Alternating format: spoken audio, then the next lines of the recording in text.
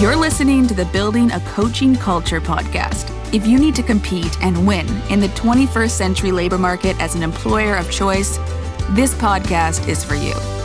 Each week, we share leadership development, coaching, and culture development insights from leading experts who are developing world-class cultures in their own organizations. And now, here's your host, J.R. Flatter.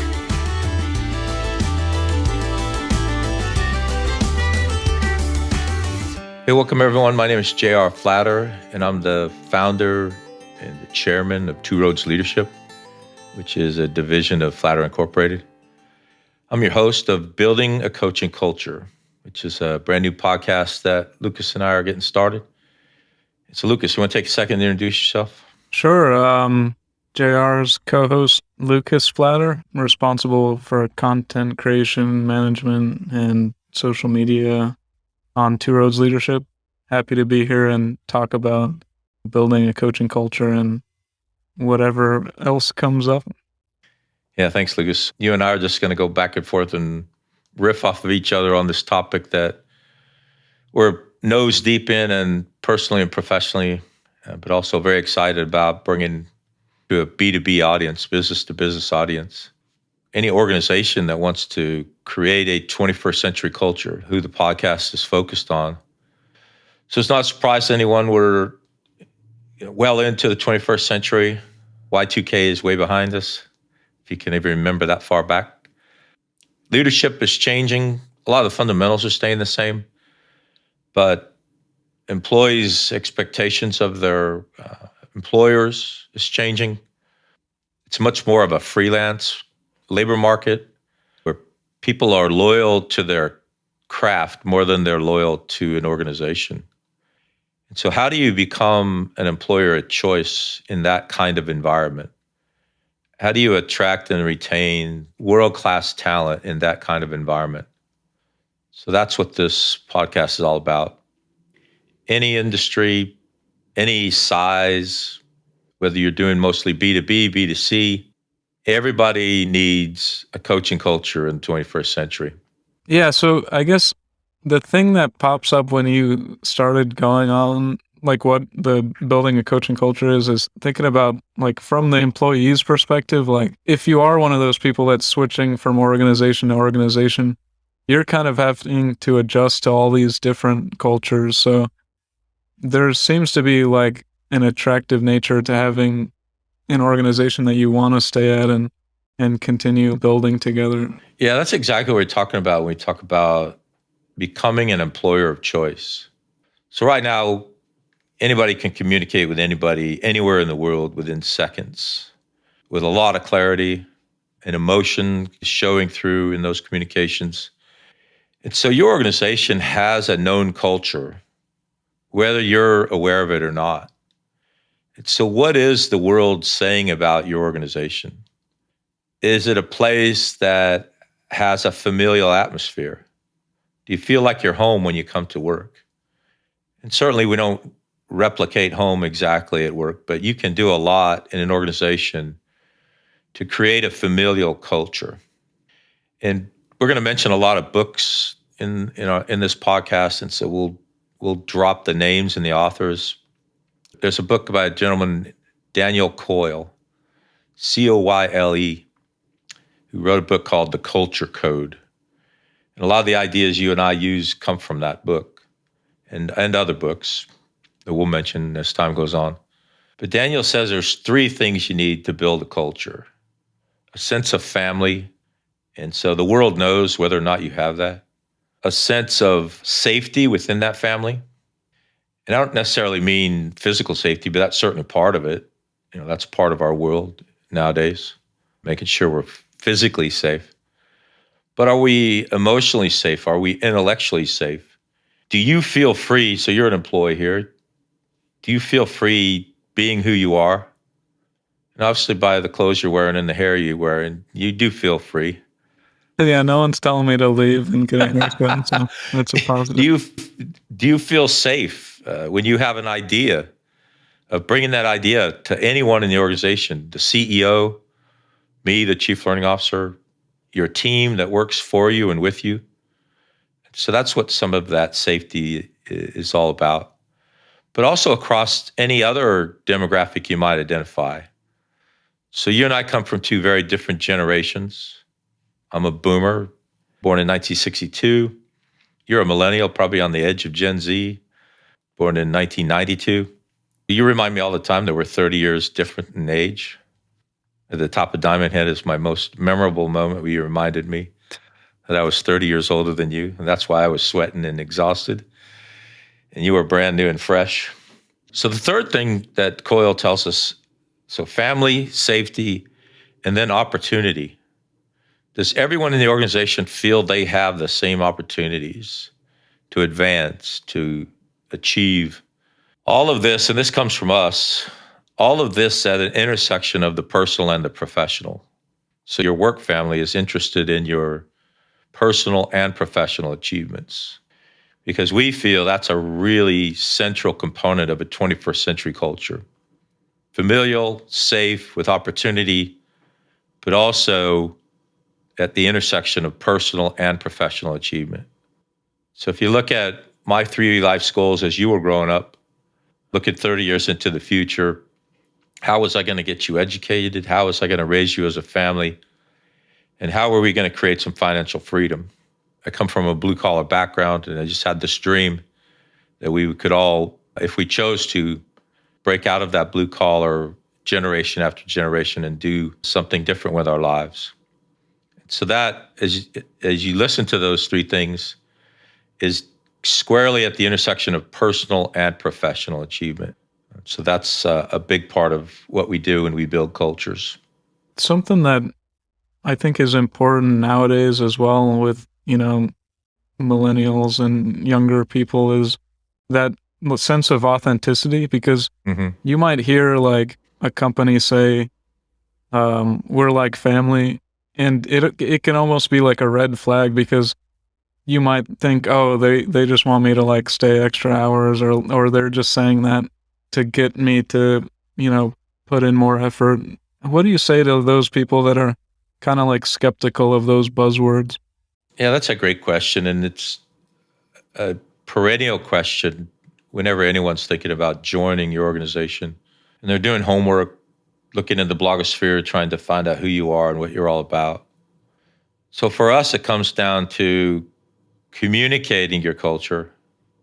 So writing it down, being very explicit about it, embedding it in your strategic documents, embedding it in your comments when you're talking to your team. But equally important, and probably even more important, are you communicating your culture, but are you also demonstrating your culture? So do you come in the middle of the night and leave in the middle of the night and expect everyone else to do that? We used to call that lights to lights. You're the guy turning the lights on in the morning, you're the guy turning the lights off in the evening. You're probably not sending the best message if work, family, self-balance is a communicated part of your culture. And so how do you communicate your culture? You communicate it in your leadership, you communicate it in your actions, you communicate it in your documents, but then you demonstrate it in every action that you do as a leader or a team member in that organization. And going back to those principles, right? Like that you were talking about, what was the author's name again? Oh yeah, Daniel Coyle, Coyle. On Coyle, how do you think that kind of building your culture around coaching can kind of identify and like effectively embody those characteristics? Yeah, what a great co-host you are, because you're teeing up every one of the important points. So building a coaching culture is really three verticals in one program. So we're going to build your leadership depth in your organization. So not only you as an individual, but your team, your leadership's going to get stronger. We're going to build internal coaches within your organization. So those coaches are going to go back and coach the leaders in your organization, all the way from the C-suite to the mailroom. And we'll work together to build that plan and to build those coaches. One of the things we do as a company is we accredit coaches. And so we'll accredit a team of coaches for your organization. And then also culture development. What are the processes of culture development? technical processes, the cognitive processes, the emotional intelligence processes. And so we'll work with you to do all of those, deepen your leadership, deepen your coaching strengths, and deepen the culture of your organization. So when you think about going back to the heart of your question, here we are in the 21st century, and what is leadership in the 21st century? It's much more of a coaching leadership style. And it would literally take an entire podcast to explain what a coaching leadership style is and how different it is. And it's going to be a recurring theme of the podcast. So we'll revisit this again and again and again. But a coaching leadership style is a style focused on the leader you're coaching and the development of that individual and the fulfillment of their personal and professional achievement, which, by the way, contributes to the organizational achievement. So it's a win-win. You help the leader that you're working with become a better leader, get happier with their workplace while they're achieving their personal goals and objectives. So what would be an example of that? We have a young man in an organization who wants to go to the Naval Academy. And so we've introduced that 16-year-old young man whose father works for us to the congressman in our district. They've had a face-to-face meeting for about an hour. The congressman graciously explained to this young man what it took to get an academy appointment, what he had to do in school, and now he's well on his way to getting that appointment.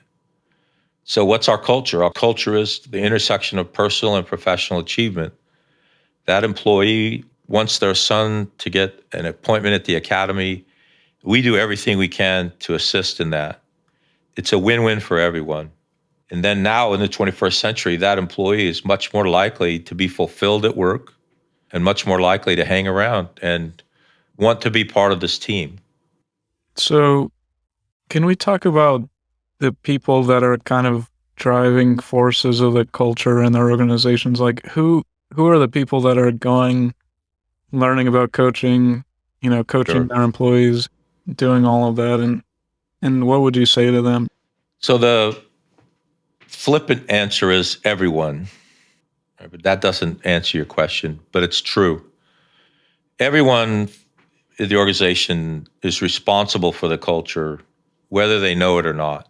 And so the C-suite and how they're writing policy, how they're communicating policy, how they're leading, so that communication and demonstration piece, again, they're building the culture every day. Certainly human resources has a huge role to play because they're the primary owner and they assist greatly in the development of policy. And so core values, which are central to culture, are part of that policy, that part of that documented policy. And then the team members themselves, irrespective of where they might be in the organization, how they're communicating the culture and therefore how they're demonstrating the culture is where the rubber meets the road. So as the CEO or the chairman or the chief learning officer, I can be communicating and demonstrating, but is the team by their actions communicating and demonstrating the culture? So everybody plays a role. Large, complex organizations that succeed in these cultural transformations, the C-suite is certainly deeply involved. HR is certainly deeply involved. And everyone's very explicit about the culture. It gets embedded in every document. It gets mentioned in every comment. It gets demonstrated in every action. And I guess sometimes there's probably some resistance, to changing culture because, say, I'm the CEO and I like how things have been going, but maybe somebody comes in and they say, oh, like, these people don't feel safe expressing themselves. These people don't feel that they have opportunities. How do you kind of shift the culture without all those growing pains, or is it necessary? Yeah, wow. As coaches and as leadership developers, one of the themes that you and I communicate all the time is that if you're comfortable, but you're probably not growing. And so you and I are going to purposefully ask people to become uncomfortable and make others in their organization uncomfortable, literally forever. Because if we're not growing, we're dying, both as a human being and as an organization. If you're not growing, you're dying. And so change is constant. It's a part of life. No human being is comfortable doing it. We're all very comfortable being comfortable. But we also have to know and recognize that if we're going to thrive and survive, especially as we move deeper and deeper into the 21st century, as the economy gets more and more global and our stakeholders are across the entire globe, we have to keep up. And the way you're going to keep up is by creating that 21st century coaching culture, leading differently, attracting and retaining the world's best talent requires you to develop a coaching culture. So if you're a true strategic thinker and you're leading an organization, or you're a strategic thinker within an organization, it's going to become part of your path to sustained success. You just got to learn to be comfortable being uncomfortable. Yeah, there's a lot to think about there. Like, say you're building a culture and you're getting all these voices like, okay, I want to encourage everyone to have that coaching mindset. So let me hear more of your opinions and your thoughts on things. But then ultimately, you probably still have the C-suite. I mean, you would need somebody to be making decisions ultimately. So how do you balance the need for like a cohesive leadership with all the voices that you're hearing in the culture? Yeah, I'm chuckling because I'm coaching a woman right now who has the most graceful way of telling me no. And it reminds me of some of the requirements of leaders in a transformation like this. I don't know if you remember when you were growing up, but I always used to tell you, don't ask me a question that the answer cannot be no. Because if it isn't, then you're really not asking me a question. You're hiding a demand in a question. So it has to be part of the culture that your voice might be heard, but it might not be the one listened to, right? We make the joke all the time in a for-profit business, R has to exceed E. Revenue must exceed expense. And so a CEO, the C-suite, has to tell a lot of people no all day, every day. And so it can't be part of your culture that my voice is heard and listened to every time. It also has to be part of the culture that people understand your business model, they understand your goals, your objectives, your key results, and they understand how they contribute to those. And they recognize what the mechanisms are, what the levers are. You and I use a model of Gokers, goals, objectives, and key results. They know what their Gokers are. They know quarter by quarter what their expectations are. And so it's a communication again of the same thing, with the recognition that a heard voice isn't necessarily a followed voice every time. Is it possible, you're building a culture and it becomes too unwieldy? Like, are there things that you have as pillars and then everything else is kind of derived from that? Or how do you kind of keep it at the forefront of your mind? So you and I use a model that we call building a house of culture. And part of your engagement, if you choose to go down a culture development path with us, we're going to spend no less than 12 weeks building your house of culture. It's going to be standing on a foundation of courage.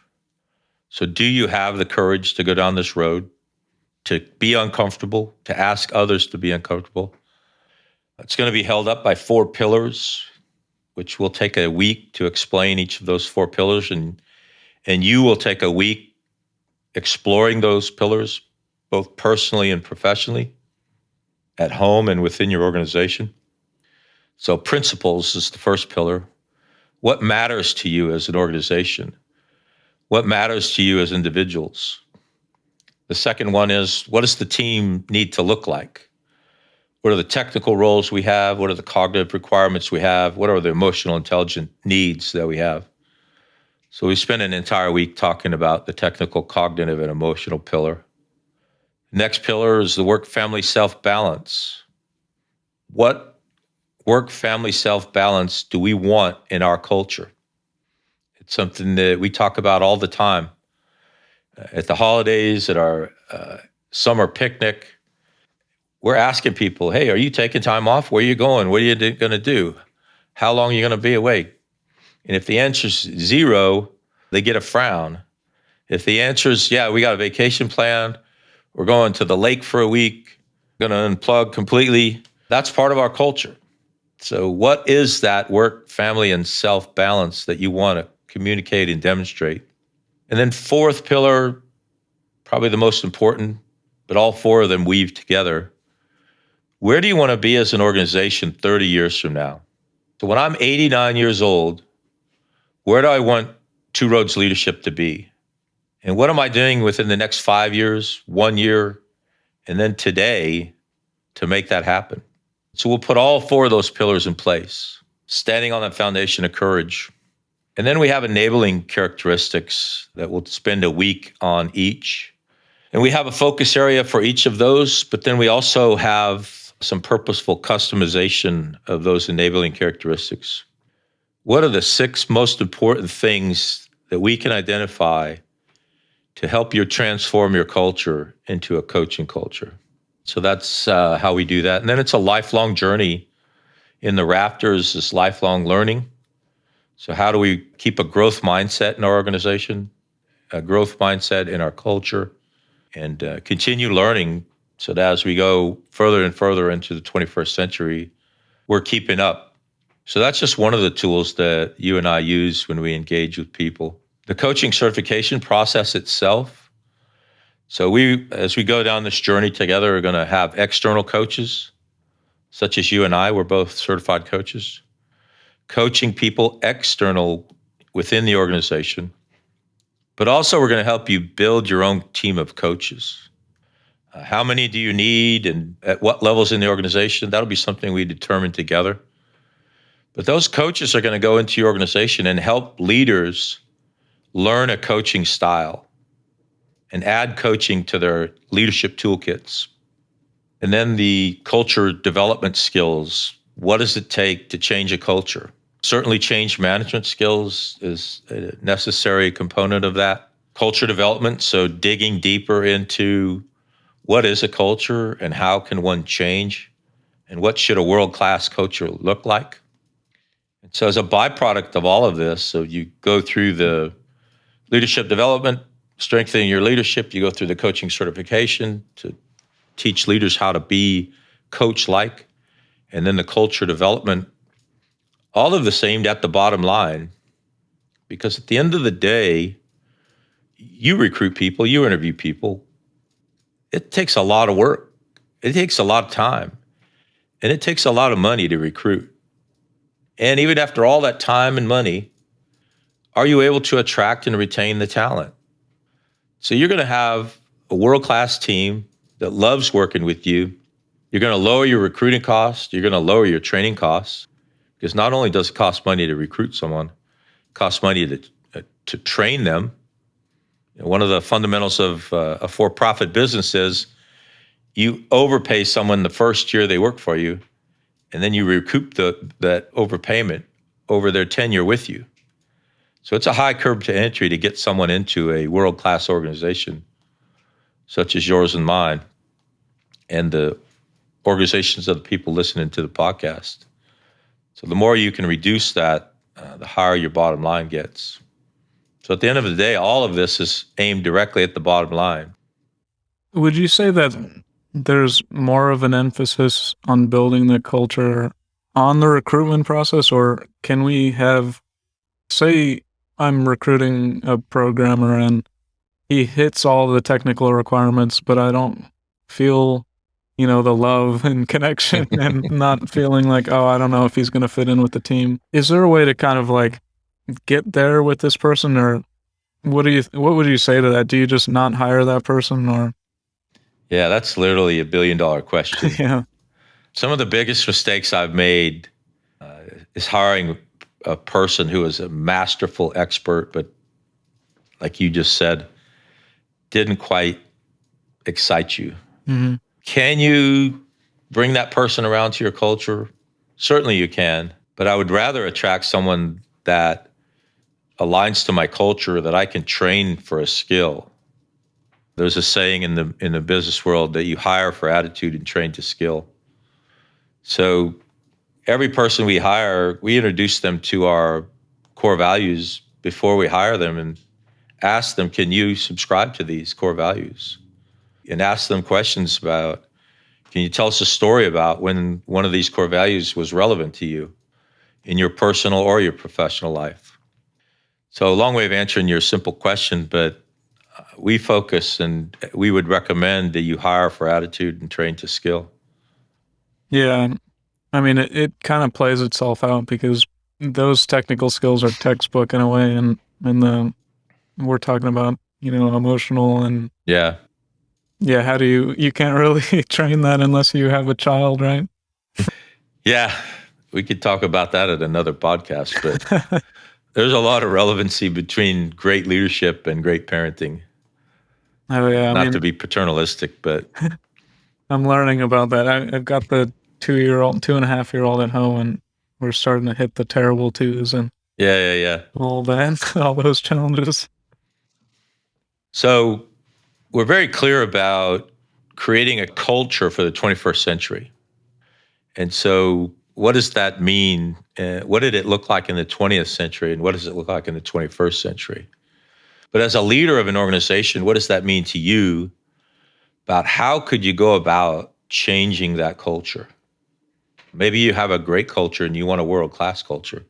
Maybe your culture is really hurting and you need to do some repair. So there's some mind shifts that you need. And you just mentioned this idea of being emotionally intelligent. A lot of what you and I are going to talk about on this podcast involves emotional intelligence. So the first thing I would like you to think about if you're starting to go down this path is the world is your oyster. I want you to unanchor your culture from what it is. You and I are both coaches, and one of the things we coach on is perception. And so if you have a perception of your culture, I want you to unfreeze that perception and allow it to change and allow it to grow. So that'd be one of the first growth mindset opportunities if you were going to come down this path to changing your culture to a 21st century culture. There's a couple of realities of this 21st century freelance labor market. It's hyper competitive, and that hyper competition is here to stay. I don't think you're going to see a change anytime soon. So what are we, as leaders thinking 30 years into the future, going to do about that? And secondly, culture is a huge component of becoming an employer of choice. So what are we going to do to change our culture to become that employer of choice? From the world of economics, there's this idea of utility. And utility is a fancy way of saying, what value do you place on something? You have a value, I have a value, our listeners all have a value for all the different things in the world. And the classic example of utility is the diamond water paradox. Why is a diamond so valuable, yet it doesn't sustain any life? And water is nearly free, and it sustains all life. Because a huge number of people give strong, high-value utility to diamonds, and water is pervasive. The same thing is true of your culture. Your culture is as valuable as the leader you're trying to entice to come to work for you is. Culture might not be important to you at all. I hope that it is. But all of these people that you're trying to attract to come to your team, or if they're already here to stay on your team, they're making that comparison all day, every day. Do I want to get up in the morning and come to work here? That is entirely their decision. In this hyper-competitive labor market with near full employment, they literally can work anywhere they want, physically and literally from their employer's stance. It's a much more freelance labor market where loyalty is to the craft rather than to the company. And so that goes directly to the bottom line of what is your culture. So we really think leadership development, change management, coaching, external, internal, all adds invaluable value to your culture and ultimately the bottom line. It's not just buying a ping pong table and, like it's not the superficial. Yeah. what kind of sushi are you serving at lunch? Yeah, that's not going to cut it. That's something that you see a lot. Is like, okay, the facade of culture, and like what we were talking about earlier with the inauthenticity. Like, it needs to be part of the identity of the company, and I need to be able to see that as a potential employee when I'm searching for the company. So I guess that's the big challenge. Oh, yeah, it's huge. Another component that we talked about earlier that I'd like to take a minute to focus on is this idea of work, family, and self. 3 components purposefully. How important is work to you, and how important is work to your team? How important is family to you, and how important is family to your team? We already talked about Daniel Coyle. He considers family as one of the most important characteristics of a strong culture. And third, and often the most overlooked, is self. How important are you to you? Are you going to take care of yourself? Are you going to get sufficient sleep? Are you going to eat well? Not drink too much, not take drugs, so that you can live that 30-year vision. You can be there for your family when they need you. So we focus a lot about that in our programs. It's one of the pillars as you go through the house of culture, building your house of culture. But it's also a fundamental component of changing to a coaching culture. 21st century employees want work-family self-balance, and they want to work for a company that is interested and encourages them in the growth of their work, the growth of their family, and the growth of them as individuals. They want to be able to work remotely. They want to be able to work asynchronously, so not necessarily the same hours you're working. So work, family, self is certainly a central component of building a coaching culture. So when you think about going down this path, it's kind of a third, and a third. It's a third building your leadership development and your leadership bench strength. It's a third internal and external coaches. And so we will provide you external coaches and you will build internal coaches. You need both. And thirdly, communicating and demonstrating your core values. You think about your life as a leader and building a coaching culture. Those are the 3 circles of the Venn diagram that you're going to be spending your time on. Building the depth of leadership, internal and external coaching, and communicating and demonstrating your core values. Can we touch on the coaching relationship a little bit? Like, Sure. it's almost like we're talking about things that you don't talk about at work, right? Like, how are you taking care of yourself? Even like talking about your family too much.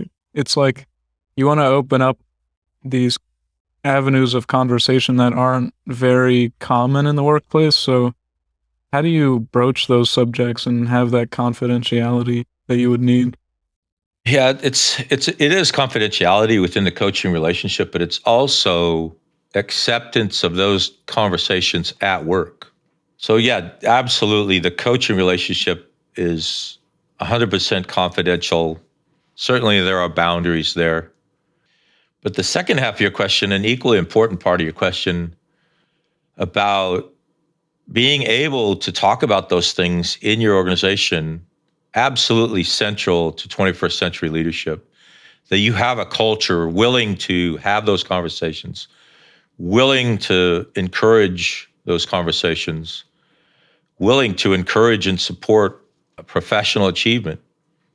Likewise, supporting solving personal challenges. More and more, you as a leader in an organization need to very explicitly make that part of your leadership. You go back to family, safety, opportunity. Do you feel safe having those conversations at work? Do you feel safe telling somebody, hey, it's 4:00, I got to go pick up my son? Or it's 3:00, I got to go to a soccer game?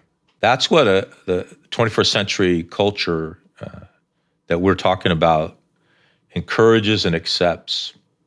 Yeah, and it's almost like having to see those in person, because I was having a conversation with somebody that I was coaching, and without giving too many details, it was just, I'm not getting the feedback from my class as a teacher that I need. She wanted to get those negative comments and the positive comments. And so the kind of question is like, okay, have anybody ever come forward in the class with negative comments? And is that something that's normal? Because imagine being the first one to broach that, and now you're the person that's being negative to the instructor or teacher, you know?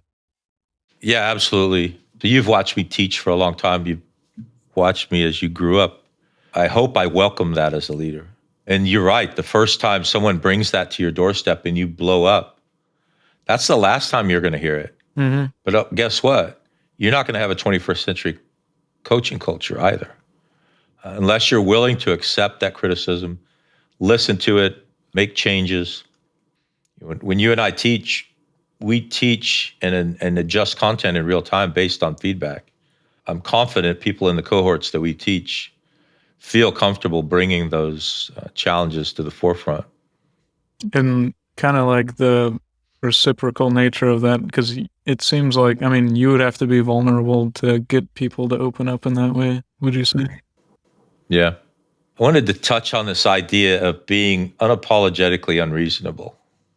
One of the characteristics you and I teach, both as a leadership characteristic and as a culture development characteristic, is to be unapologetically unreasonable. And this comes from a quote, George Bernard Shaw, literally 1901, so over 120 years ago. He said there's two kinds of people in this world. There's a reasonable person that adapts to the world, and then there's the unreasonable person who persists in trying to adapt the world to them. Therefore, all progress depends on the unreasonable person. So the leaders you and I develop, the coaches you and I develop, we ask them and we communicate and demonstrate being unapologetically unreasonable because we want them to change the world. We want them to be the person. So I just experienced this 2 days ago. You're standing in a line in front of two doors and nobody's going in one door and they're all waiting in line at the other door. I'm the guy that goes and tries the other door because guess what? More than half the time it's unlocked. And now I'm in. And everybody's grumbling about, why was I standing there in line? That's a little hint of what we mean to be unapologetically unreasonable. So when you look at this 21st century labor market and you look at the culture you have and the culture you want, the culture you need to succeed and thrive, to be an employer of choice, you need to be unapologetically unreasonable. So as you're building your strategy, as you're building your communication plan, as you're demonstrating the culture that you want, be unapologetically unreasonable. It's like, it seems like brash and, bold, but in a way, because you're hitting such big swings, it's like you can kind of make a fool of yourself if if you're making those big swings and missing. Oh, yeah. I'm laughing because you just reminded me of one of my favorite sayings. And it goes something like, be courageous enough to suck at something new. Oh yeah, I saw that. Yeah, because it's like you want to learn how to play guitar or something. It's like Yeah. it's called sucking for 5 years at it. So if you are in fact a lifelong learning organization, a lifelong learning leader, you're also a lifelong novice. You got to be comfortable being uncomfortable and sucking at that new thing. And so trying to change your culture, you're going to suck at it. Trying to deepen the leadership bench, you're going to suck at it at first. Trying to be a coach, you're going to suck at it at first. One of the metaphors we use over and over again is jumping off a 10-meter tower into the water. A 10-meter tower is 33 feet high. It takes about a second and a half to fall.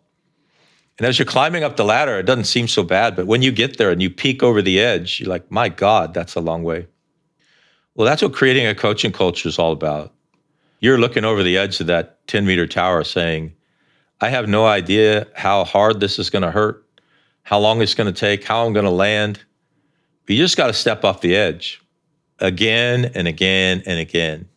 And I guess there's some balance between, I want to be this culture and I'm looking out towards that. And then something, more attainable that I'm going to take some steps to get there, because you can almost feel discouraged by the ideals that you're striving for. Yeah. A couple thoughts come to mind when you ask that. One is John Kotter, Leading Change. So that's another book we'll toss into the transcript. Kotter, Harvard business professor. He has an amazing short book called Leading Change, and it's an 8-step model of how to change an organization. And we use a lot of his ideas in this podcast and in our work. And one of his 8 steps is celebrate the wins as you get them. Purposefully plan wins before you get to the finish line. Because you can't wait 30 years to celebrate your victory. Another thing you and I teach is to find joy in your life every day.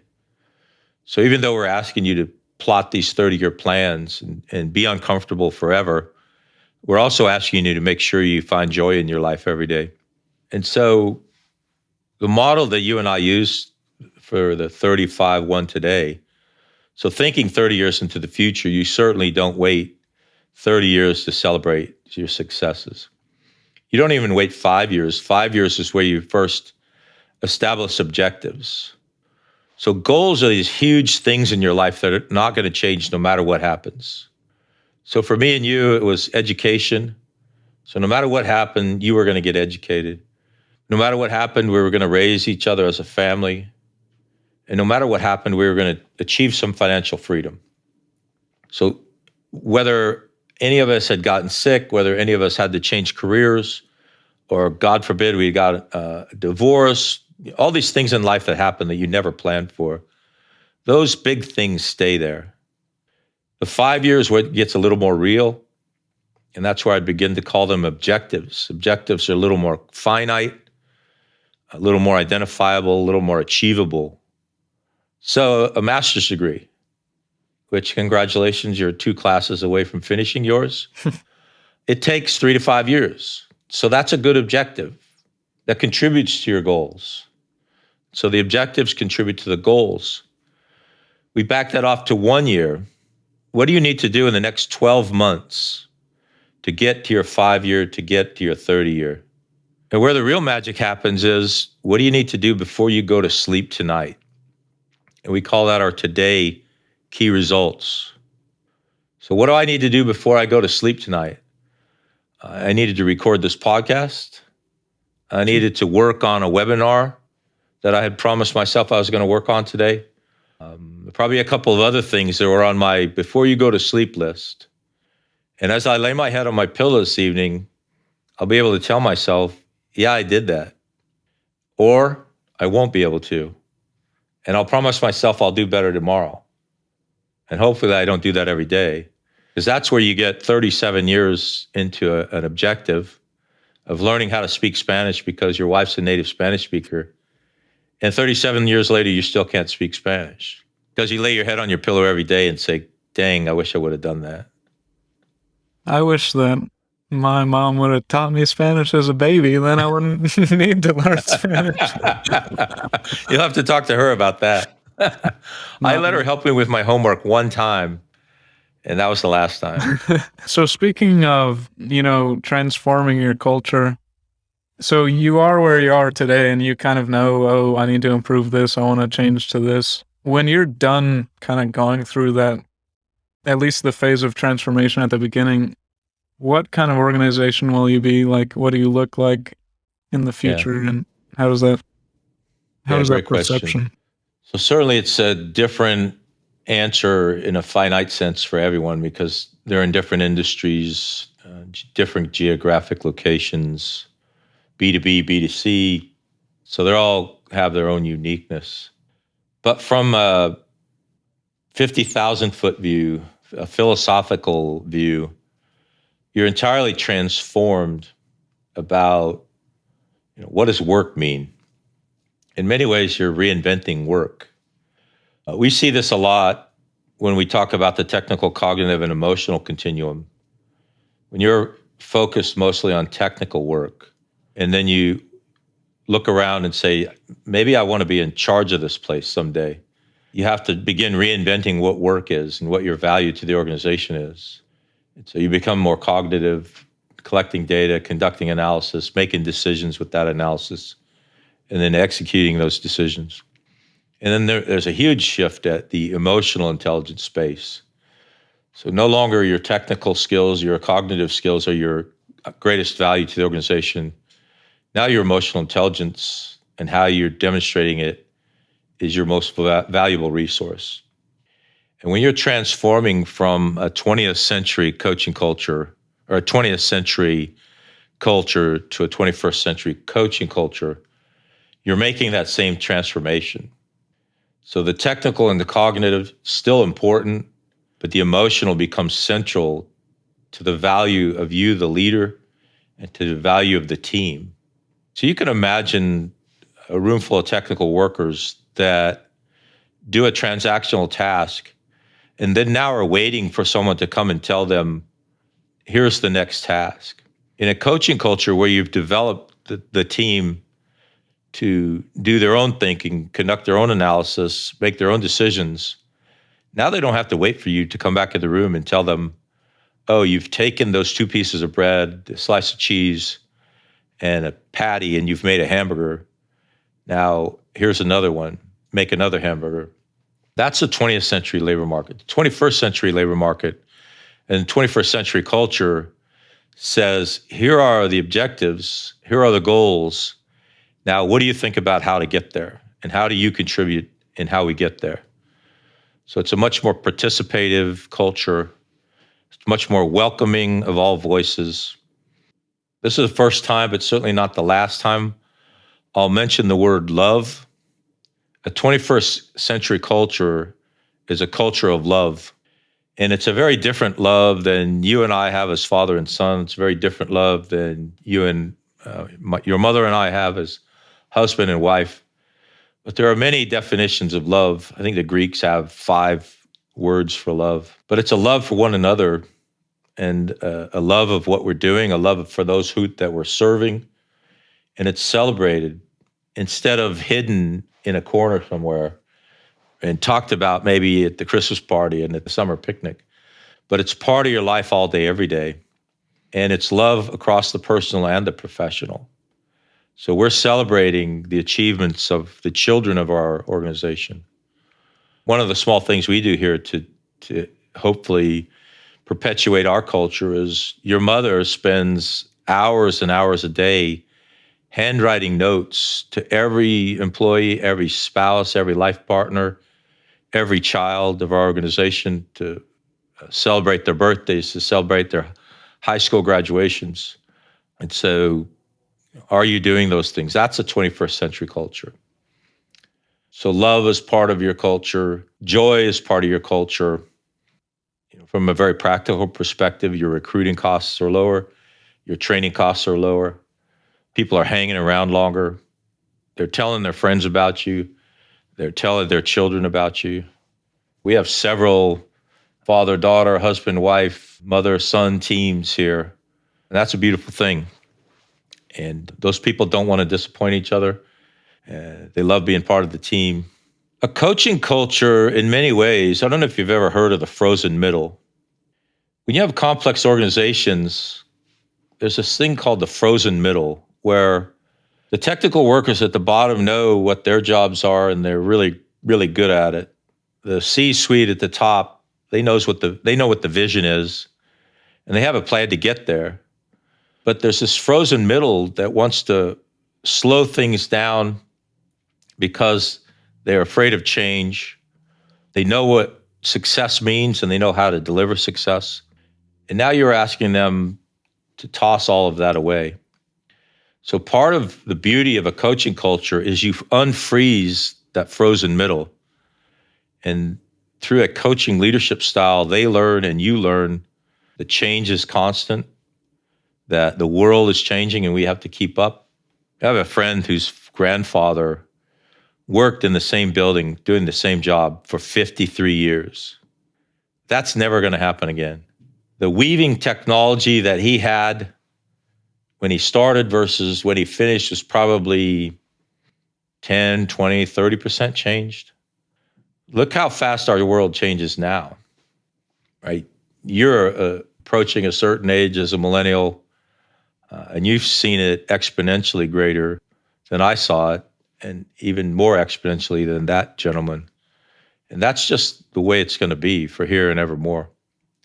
So are you going to be able to keep up with that as an organization and as an individual? Absolutely, if you have a coaching culture.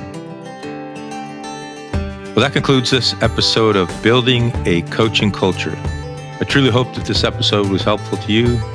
If it was, be sure to follow us wherever you listen to podcasts. Maybe stop and give us a rating or a review, and share this podcast with someone who might find it helpful as well. Thanks again, and we'll see you next time.